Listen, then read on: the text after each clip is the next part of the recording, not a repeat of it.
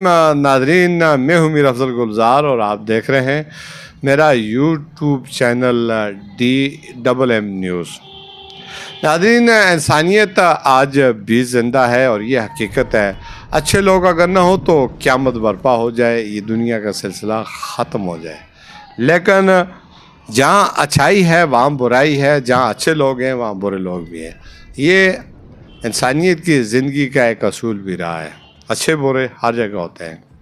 آج میں یہ جو واقعہ آپ کو سنانے جا رہا ہوں کہ اس دور میں جو مادہ پرستی کا دور ہے، نفسا نفسی کا دور ہے، افراتفری کا دور ہے، جو ایک دوسرے سے آگے نکلنے کا جو دور ہے، اس میں بھی کچھ لوگوں کے ضمیر زندہ ہیں اور وہ مکمل طور پر آخرت پر یقین رکھتے ہیں۔ میں نے اپنی آنکھوں سے دیکھا ہے، بعض لوگ رشد و ہدایت کا پیغام دیتے ہیں، نمازیں پڑھتے ہیں، تہجد گزار ہیں، لیکن نہ وہ جھوٹ چھوڑتے ہیں، نہ وہ منافقت چھوڑتے ہیں، نہ وہ برے کام چھوڑتے ہیں اور نہ وہ برائی چھوڑتے ہیں، اور جہاں بھلائی کی دعوت دیتے ہیں وہاں برائی بھی کرتے ہیں۔ ہم نے خود دیکھے ہیں، ایسے لوگ ہیں۔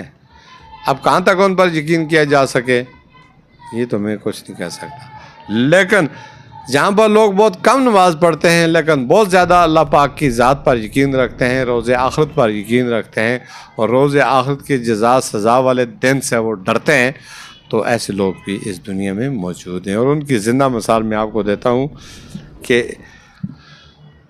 گزشتہ ہفتے یہاں پر ہمارے ایک جاننے والے دوست تھے جو ساری زندگی یورپ میں بیرون ملک گزاری اور پاکستان میں آخری ایام میں وہ جب آئے تو یہاں پر رہے۔ ان کی 2 شادیاں تھیں اور وہ انتقال کر گئے۔ تعلق ان کا تحصیل بالاکوٹ کے علاقہ فرید آباد، جو پرانا بونجا کے نام سے جانا پہچانا جاتا تھا، وہاں سے تھا۔ میں نام اگر نہ ملوں تو مجھے جاننے والے یا جس کی میں بات کر رہا ہوں اس کو جاننے والے پہنچ گئے ہوں گے کہ میں کیا کہہ رہا ہوں۔ اس طرح ہوا کہ جب زندگی کے آخری ایام اس شخص کے پتہ چلا کہ وہ اب زندہ رہنے والا نہیں ہے، تو اس نے اپنی تمام جو پراپرٹی تھی، کروڑوں روپے کی اپنی جو جائیداد تھی، وہ اپنی بیوی کے نام کر دی۔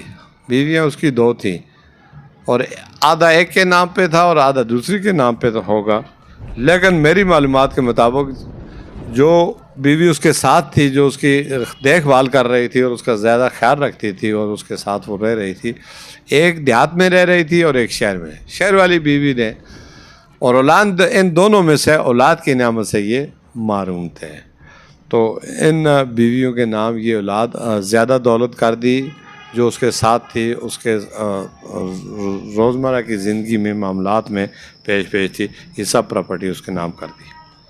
تو جب وہ موت القریب ہوا تو اس کی وہ جو پڑھی لکھی بیوی تھی جو اس کے ساتھ تھی، شہر والی، اس نے اس کو کہا کہ دیکھیں اب آپ دنیا میں شاید نہ رہیں تو کچھ عرصے بعد میں بھی اس دنیا میں نہ رہوں، تو ہم نے اس پراپرٹی کا کیا کرنا، اس دولت کا کیا کرنا؟ ہمیں صرف اتنی ضرورت ہے کہ جتنا کچھ وقت بچا ہے تو وہ ہماری کفالت، جس اللہ نے ہمیں پہلے زندہ رکھا ہے وہ بعد میں بھی رکھے گا۔ آؤ اس طرح کرتے ہیں، اگر آپ مجھے اجازت دیں تو یہ پراپرٹی میں آپ کے بھائیوں کے نام کر دیتا ہوں، چونکہ ان کی اولاد ہے، ان کا شجرہ نسب چل رہا ہے، تو یہ ان کو کام آئے گی۔ ہماری نہ پیچھے کوئی اولاد ہے اور نہ کچھ ہے۔ تو یہ سن کر وہ جو خاوند تھا اس کا چہرہ کھلکھلا اٹھا اور وہ خوش ہو گیا۔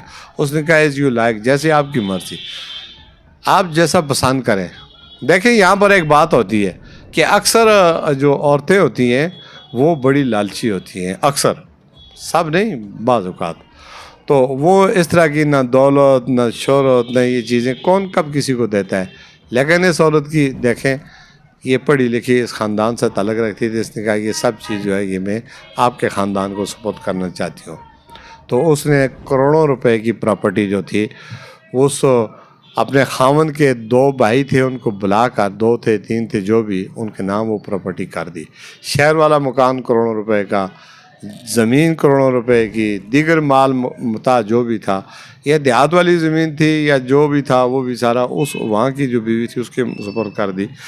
تو یہ جب سب کچھ ان کے نام ہو گیا تو وہ جو بھائی تھے اس کے خاوند کے، جو خاتون کے بھائی تھے، انہوں نے بھی اس کو اپریشیٹ کیا کہ ویل ڈن، آپ نے بہت اچھا کیا، ہمیں ان کی دولت سے، ان کے مال متاع سے کوئی غرض نہیں ہے، ہمیں اللہ کا دیا ہوا اپنا بہت کچھ ہے۔ تو انہوں نے بھی اس کو اپریشیٹ کیا اور یہ بھی کہا کہ بہن اگر یہ آپ کے ساتھ سایہ اٹھ جائے تو ہم آپ کی کفالت کرنے کے لیے تیار ہیں. تو اس کو وہاں سے بھی جو ہے نا اللہ تعالیٰ نے مدد بھیج دی. اور ادھر جن کے نام پراپرٹی کی تو انہوں نے کہا کہ آپ ہماری بڑی بھابھی ہیں, آپ ہماری ماں کی جگہ ہیں, ہم آپ کو اپنے ہاتھوں پر اٹھائیں گے اور ساری زندگی ہم آپ کی خدمت کریں گے. اگر آپ کی اولاد نہیں ہے تو یہ ہماری اولاد آپ کی اولاد ہے. تو یہ ایک دوسرے کے ساتھ شیر و شکر ہو گئے.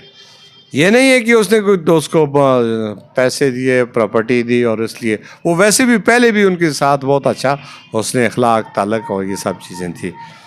تو اس دوران وہ کچھ دنوں کے بعد وہ اس کے گھر والا, اس کا شوہر فوت ہو گیا.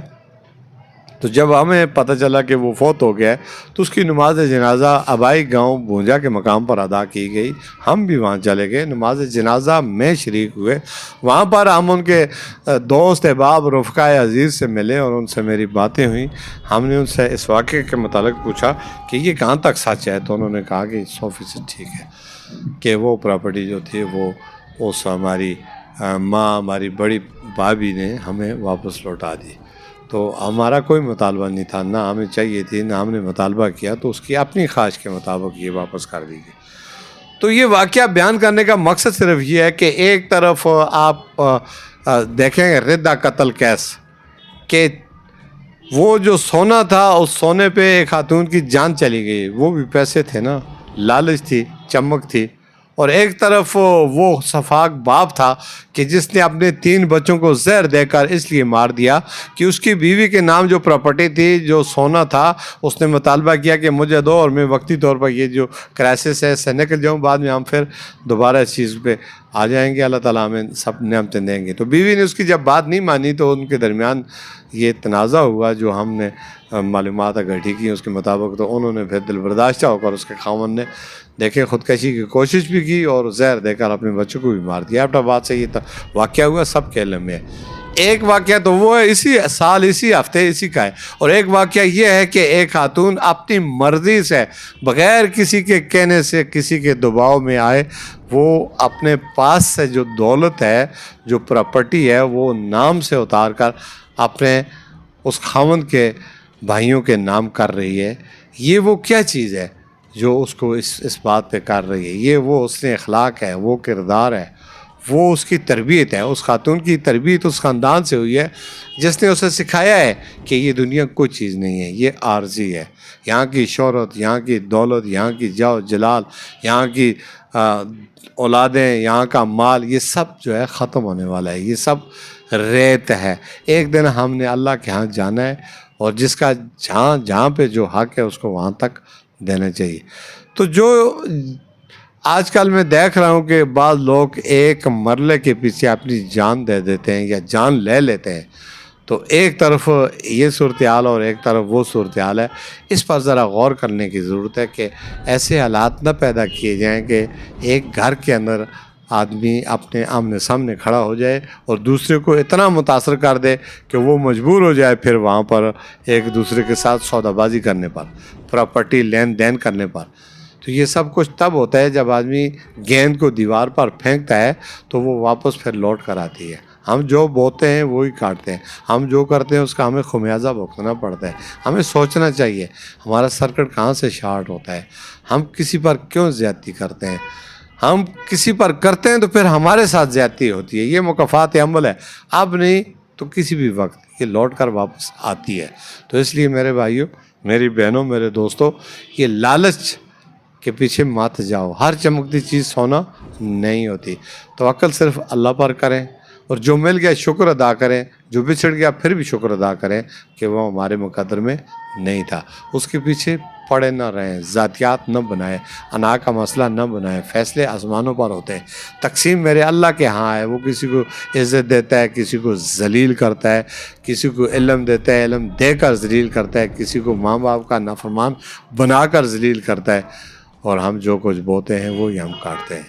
تو اس پر ہم نے, اس فکر پر ہم نے غور کرنا ہوگا. اسی کے ساتھ جا چاہوں گا. اللہ حافظ.